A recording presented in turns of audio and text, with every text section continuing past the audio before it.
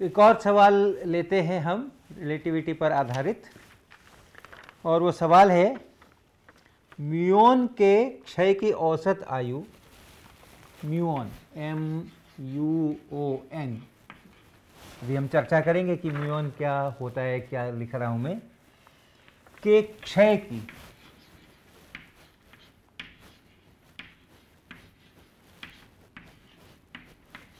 औसत आयु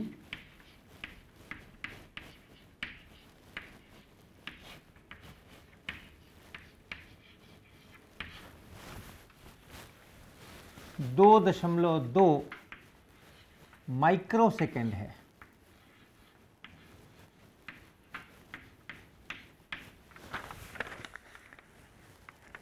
एक प्रयोगशाला में म्यूऑन उत्पन्न किए जाते हैं। एक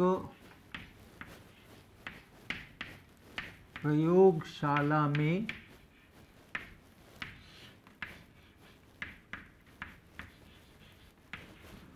म्यूऑन उत्पन्न किए जाते हैं।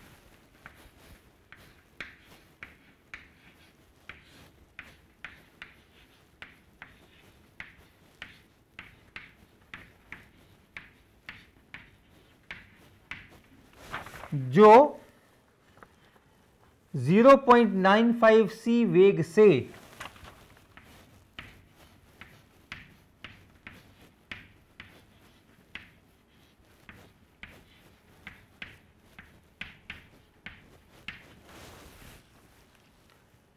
एक 3 किलोमीटर लंबी नली में चलते हैं। एक 3 किलोमीटर लंबी नली में चलते हैं।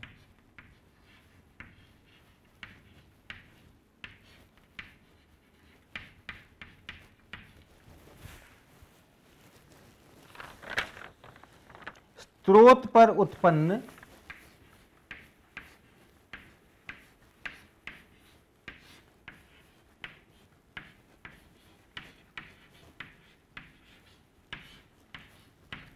एक 1000 म्यूऑन्स में से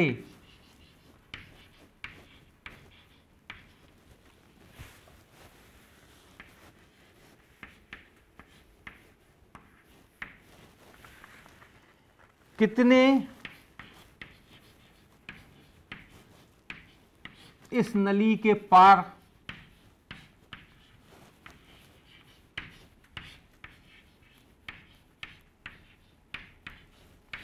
जा पाएंगे।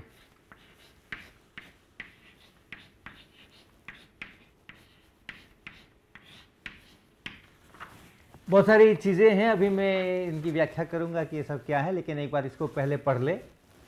म्यूऑन के क्षय की औसत आयु 2.2 माइक्रोसेकंड है। एक प्रयोगशाला में म्यूऑन उत्पन्न किए जाते हैं जो 0.95 C वेग से एक 3 किलोमीटर लंबी नली में चलते हैं। स्रोत पर उत्पन्न 1000 म्यूऑन्स में से कितने इस नली के पार जा पाएंगे। तो सबसे पहले तो देखें कि ये म्यूऑन क्या होते हैं। ये म्यूऑन जो है वो एक पार्टिकल्स हैं। जिस तरह अपना इलेक्ट्रॉन होता है उसी प्रकार से ये म्यूऑन होता है। इसका इस पर जो आवेश है वो ठीक उतना ही आवेश है जितना कि इलेक्ट्रॉन पर होता है। नेगेटिव, इलेक्ट्रॉन पर भी नेगेटिव, म्यूऑन पर भी नेगेटिव, और 1.6 इंटू 10⁻⁻19 कूलम, ठीक जितना एग्जैक्टली जितना इलेक्ट्रॉन पर होता है उतना ही इस पर भी होता है। तो आवेश इसका -e है, अर्थात -1.6 इंटू 10⁻⁻19 कूलम, ये इसका आवेश है। लेकिन इसका द्रव्यमान वो इलेक्ट्रॉन से काफ़ी ज़्यादा है। इस म्यूऑन का जो द्रव्यमान है, मास,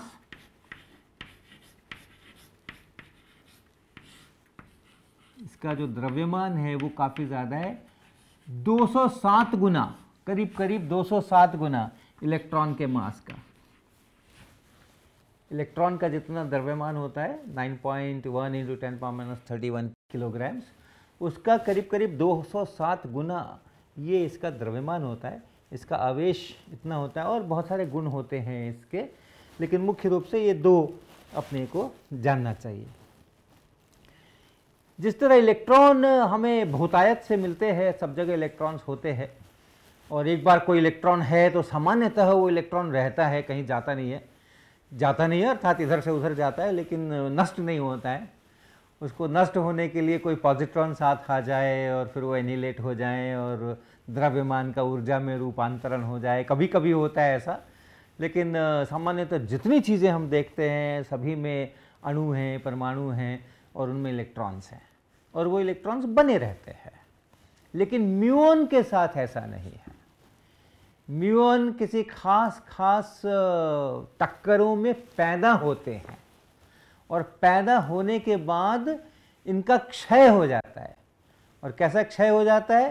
तो एक म्यूऑन अगर पैदा हो तो वो म्यूऑन कुछ समय के बाद एक इलेक्ट्रॉन में बदल जाता है। ये म्यूऑन है, वो एक इलेक्ट्रॉन में बदल जाता है, और दो न्यूट्रिनो निकलते हैं। दो न्यूट्रिनो निकलते हैं, एक इलेक्ट्रॉन न्यूट्रिनो कहलाता है और एक म्यूऑन न्यूट्रिनो कहलाता है।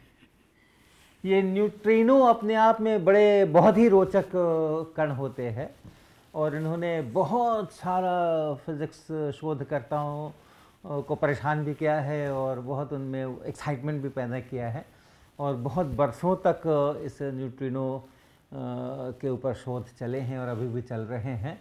तो वो एक बहुत ही अलग विषय है, लेकिन मुख्य रूप से न्यूट्रिनो जो है वो एक आवेश रहित लेकिन बहुत मामूली द्रव्यमान, बहुत कम द्रव्यमान, कितना द्रव्यमान इस पर अभी शोध चल रहे हैं।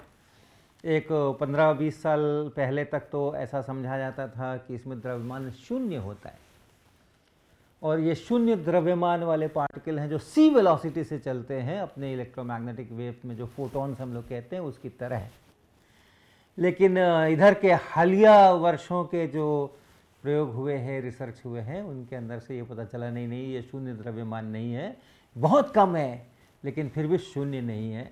तो इस तरह के पार्टिकल्स होते हैं, और कई तरह के 3 तरह के न्यूट्रिनो भी होते हैं। एक को इलेक्ट्रॉन न्यूट्रिनो कहते हैं, एक को म्यूऑन न्यूट्रिनो कहते हैं, एक को टाउ न्यूट्रिनो कहते हैं। तो वो अपना एक बहुत ही बड़ा अलग विषय है न्यूट्रिनो फिजिक्स का। लेकिन कुल मिलाकर 2 न्यूट्रिनोज बन रहे हैं। इसको एंटी न्यूट्रिनो बोलते हैं, इसलिए ऊपर एक बार लगा रखा है। तो 2 न्यूट्रिनोज बन रहे हैं और एक इलेक्ट्रॉन बन रहे हैं। तो ये इसका क्षय हो रहा है, म्यूऑन समाप्त हो जा रहा है, और उसकी जगह पर एक इलेक्ट्रॉन आ रहे हैं, और ये आ रहे हैं, और बाकी ऊर्जा आ रही है, बाकी ऊर्जा आ रही है। ये जो बन रहे हैं ये सब भी अपना ऊर्जावान है, ये सब चल रहे हैं, तो ये ऊर्जा है। तो ऐसा करके ये क्षय हो गया, इसको डिके जिसको कहते हैं, ये डिके होकर के ये बन रहा है। और इस डिके की, इस क्षय की औसत आयु इतने माइक्रोसेकेंड है। तो ये क्षय होने में समय कितना लग रहा है? एक म्यूऑन हमने बना दिया तो कितने देर के बाद वो क्षय होगा? तो ऐसे कुछ कहा नहीं जा सकता है कि कितने समय के बाद वो क्षय होगा। हो सकता है बहुत कम तुरंत बना और बहुत ही कम समय में क्षय हो गया, हो सकता है थोड़ा ज़्यादा समय तक रहा तब उसके बाद क्षय हुआ, हो सकता है थोड़ा और ज़्यादा समय तक रहा। तो कोई म्यूऑन जल्दी डिके हो जाएगा, कोई म्यूऑन थोड़ा बाद में डिके होगा। तो जो उनकी आयु है, आयु अर्थात लाइफ, जब म्यूऑन बनाया गया जिस समय और जिस समय उसका ये क्षय हो गया, उसके बीच का जो समय है ये उसकी आयु है। तो अगर कई सारे बहुत सारे म्यूऑन हम लेकर के चलेंगे तो कोई म्यूऑन जल्दी ख़त्म हो जाएगा, उसकी आयु कम होगी, किसी की आयु थोड़ी ज़्यादा होगी, किसी की और थोड़ी ज़्यादा होगी। इस तरह से उन सबका अगर औसत कर लें तो उसको कहेंगे औसत आयु। तो म्यूऑन के लिए वो औसत आयु 2.2 माइक्रोसेकेंड है। माइक्रोसेकेंड का मतलब 10⁻⁻6 सेकेंड, 1 सेकेंड का 10⁻6वां हिस्सा, 1 लाख 10 पे पावर 5 1 लाख होता है, तो 10 लाखवां हिस्सा, 1 सेकेंड का 10 लाखवां हिस्सा, इतनी इसकी औसत आयु है। तो कोई थोड़ा उसके पहले, उससे जल्दी डिके कर सकता है, कोई थोड़ा उससे ज़्यादा बाद तक ज़िंदा रह सकता है और उसके बाद तब क्षय करे, ऐसा भी हो सकता है, लेकिन ये इसकी औसत आयु है। अब इस औसत आयु से और कितने समय में कितने म्यूऑन डिके करेंगे, इसके अंदर में एक रिश्ता है। और वो रिश्ता कैसा है, पहले हम इक्वेशन लिखते हैं फिर बताते हैं। n बराबर n नॉट ई पे पावर माइनस टी और बटा टी नॉट। क्या लिखा हमने, ये जो n नॉट है ये है शुरुआत में t बराबर 0 पर, जो यहाँ पर म्यूऑन है, लेकिन ये रिश्ता बहुत तरह के क्षय के लिए इसी का इस्तेमाल करते हैं, रेडियो एक्टिव डिके कहते हैं। तो शुरुआत में t बराबर 0 पर बिना डिके किए हुए कितने वो है कण हैं, t बराबर, यहाँ पर हम म्यूऑन ही लिखेंगे,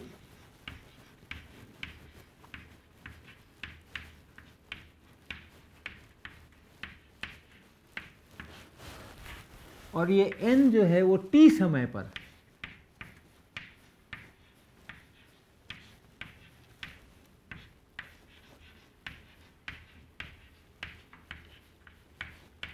म्यूऑन की संख्या, अर्थात t समय तक जो बच गए वो संख्या ये है।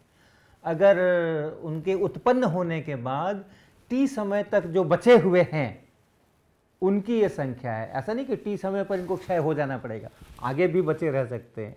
समय t पर कितने बचे हुए हैं उसको देखें, अगर उसको हम लोग ये n लिखते हैं, और t बराबर 0 पर जो संख्या थी वो n नॉट लिखते हैं। ये e आप जानते होंगे, ये e एक संख्या है कुछ 2.7 के आसपास की, एक जैसे पाई होता है 3.1415, इर्रेशनल नंबर है, उसी तरह से ये भी एक संख्या है, इर्रेशनल नंबर ये भी है, अपरिमेय संख्या। और उस पर ये पावर है, उस पर ये घात है, माइनस ये t, तो यही t है, और ये जो t नॉट है ये औसत आयु है, ये जो t नॉट है ये है औसत आयु।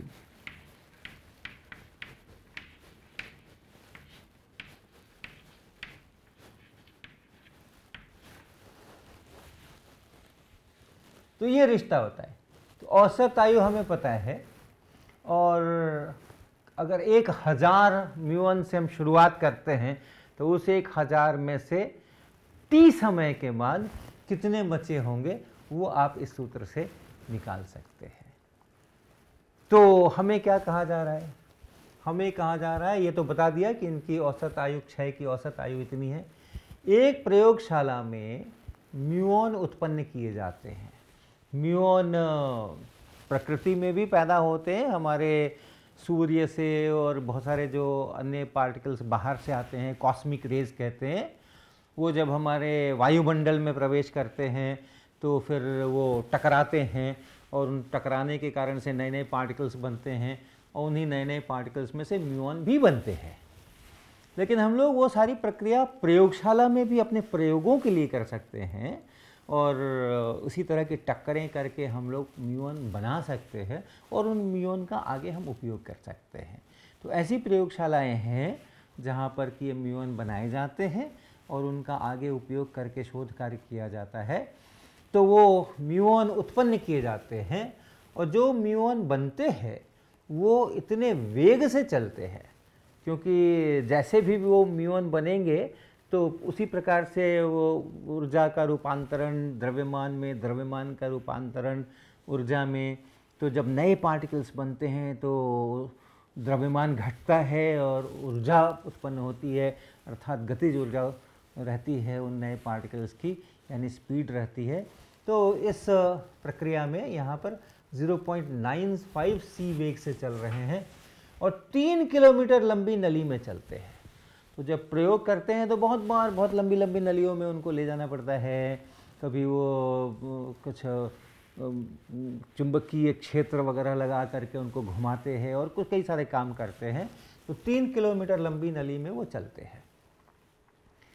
तो इस नली में चलने में इनको कितना समय लगेगा ये हम यहाँ से प्राप्त कर सकते हैं। और पूछा जा रहा है कि स्रोत पर उत्पन्न 1000 म्यूऑन्स में से कितने इस नली के पार जा पाएंगे, यानी नली पार करने में जितना समय लगना है उतने समय तक कितने म्यूऑन बचे रहेंगे, क्योंकि औसत आयु इनकी 2.2 माइक्रोसेकंड बताई गई है। और फिर उनको कितना समय लगना है, तो बीच में कई सारे क्षय हो जाएंगे और अंत में कितने बचे रहेंगे वो हमें मालूम करना है। तो समय हम प्राप्त कर सकते हैं, क्योंकि हमें इतनी लंबाई चलवाना है और इतनी स्पीड से चलाना है, तो हम समय प्राप्त कर सकते हैं।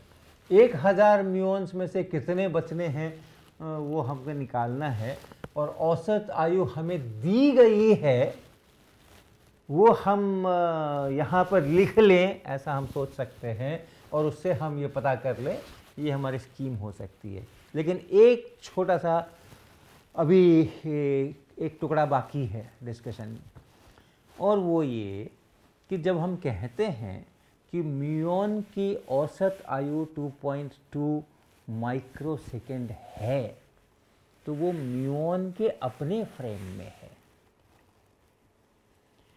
जिस फ्रेम में म्यूऑन स्थिर है उस फ्रेम में उसकी औसत आयु 2.2 माइक्रोसेकंड है।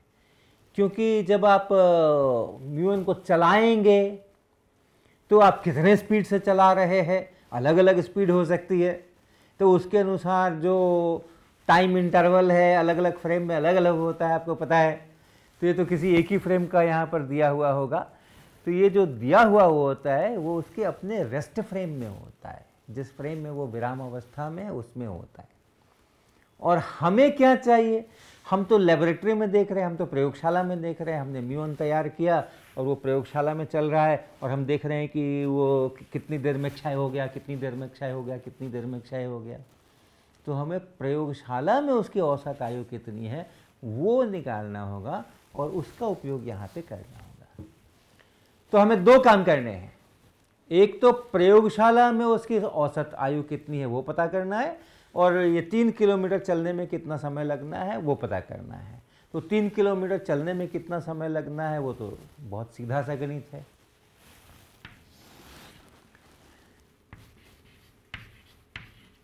म्यूऑन्स को 3 किलोमीटर चलने में लगा समय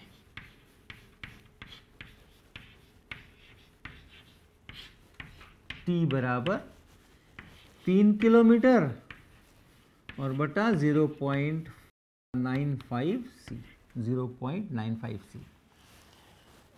समय बराबर दूरी बटा वेग, बहुत सिंपल फार्मूला है अपना। और इसका कैलकुलेशंस करें, 3 किलोमीटर 0.95 c का अर्थात 3 × 10⁸ मीटर होता है, तो हम किलोमीटर में ही लिख लें, 5 किलोमीटर प्रति सेकेंड। 3 × 10⁸ मीटर पर सेकेंड, लेकिन उतने मीटर का मतलब है कि 3 × 10⁵ 3 लाख किलोमीटर प्रति सेकेंड। तो आप किलोमीटर से किलोमीटर को यहाँ काट सकते हैं और इसका मान निकाल सकते हैं। 3 को भी आप 3 से काट सकते हैं, यहाँ पर 1 ऐसा कर सकते हैं और इसका मान आप निकाल सकते हैं। और ये 10.57 गुना 10⁻⁻6 सेकेंड, ऐसा ये निकल करके आता है। तो इतना समय लगेगा स्रोत पे जहाँ उत्पन्न हो रहे हैं, उसके बाद इतने समय तक अगर वो रह गए जीवित तब वो नली के पार जाएंगे, क्योंकि नली पार करने में इतना समय लगना है। तो इतने समय के बाद कितने बचे रह गए ये हमें वास्तव में निकालना है। तो ये एक हो गया इंफॉर्मेशन। अब दूसरा इंफॉर्मेशन क्या है कि हमारी प्रयोगशाला के फ्रेम में जहाँ हम ये सब कुछ कर रहे हैं, इसकी औसत आयु कितनी है।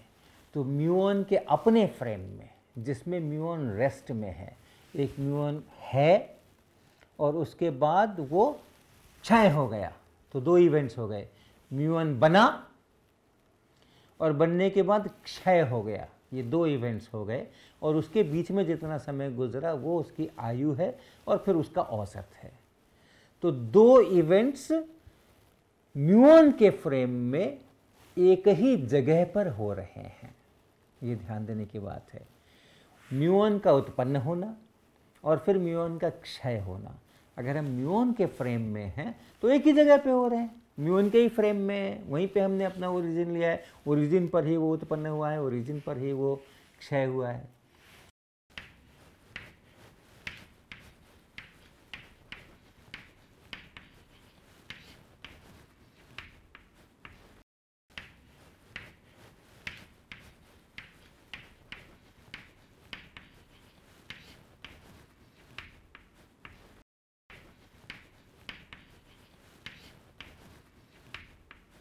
म्यूऑन के उत्पन्न होना और म्यूऑन का क्षय होना, उसके बीच का जो समय अंतराल है वो प्रॉपर समय अंतराल है, प्रॉपर टाइम इंटरवल है वो।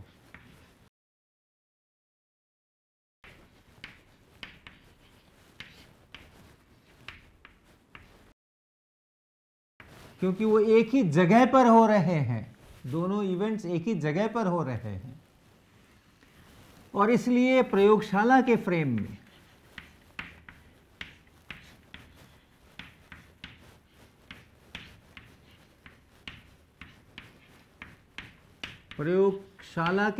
में जो समय अंतराल है वो इम्प्रॉपर है,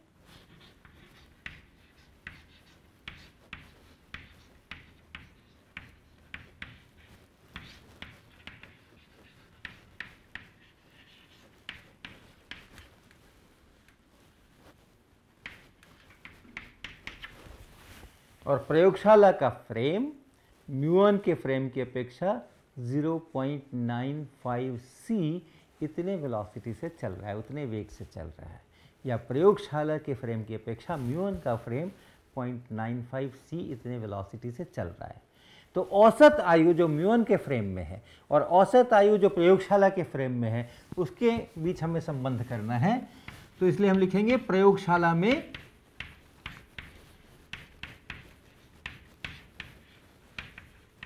म्यूऑन की औसत आयु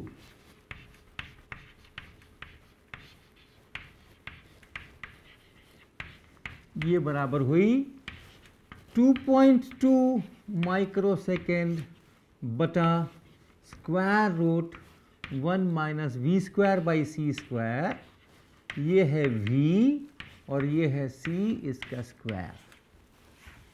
बढ़ जाएगी, प्रयोगशाला में औसत आयु बढ़ जाएगी, इम्प्रॉपर टाइम इंटरवल ज़्यादा होता है, प्रॉपर टाइम इंटरवल कम होता है, इसलिए हमने इससे भाग दिया है। तो ये अगर आप कर लें और इसका कैलकुलेशंस कर लें तो इसका मान निकल करके आता है 7.704 माइक्रोसेकेंड। ये इसकी औसत आयु निकल करके आती है। अब हमारे पास सारे पीसेस तैयार हैं। प्रयोगशाला में औसत आयु हमें पता हो गई है, ये औसत आयु है, और कितने समय बाद हम ढूंढ रहे हैं कि कितने बचे, वो भी हमने पता कर लिया है। इतने सेकंड बाद हम ढूंढ रहे हैं कि कितने बचे। हमसे पूछा गया था 1000 म्यूऑन्स में से कितने इस नली के पार जा पाएंगे, तो नली के पार जाने में कितना समय लगा है वो हमने निकाल लिया है। यानी इतने समय बाद 1000 में से कितने बचे रहेंगे, उत्पन्न होने के बाद नली के पार चले गए, यानी इतने समय तक बचे रह गए, तो 1000 में से कितने इतने समय तक बचे रह गए। तो अब हम इसका उपयोग करेंगे,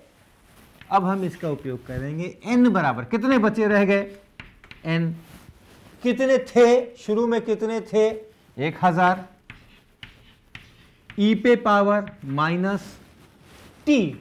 कितने समय बाद ढूंढ रहे हो, कितने समय बाद ढूंढ रहे हो कि कितने बचे हैं, तो हम ढूंढ रहे हैं इतने समय बाद 10.57 इंटू 10⁻⁻6, ये माइक्रो सेकेंड है, ये माइक्रो सेकेंड है, माइक्रो सेकेंड, और बटा ये औसत आयु, औसत आयु कितनी वो भी हमारे पास है 7.04 माइक्रो सेकेंड।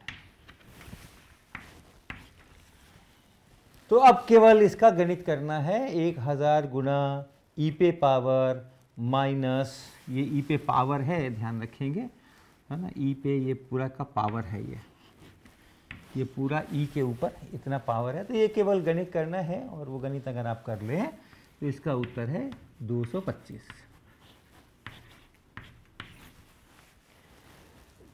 तो 1000 में से 225 इस नली के पार जा पाएंगे, और बाकी के जो 775 हैं वो इस नली के बीच में ही कहीं पर उनका क्षय हो जाएगा, अर्थात वो म्यूऑन खत्म हो जाएंगे, उनकी जगह इलेक्ट्रॉन्स आ जाएंगे, उनकी जगह न्यूट्रिनोज बन जाएंगे, म्यूऑन का क्षय हो जाएगा।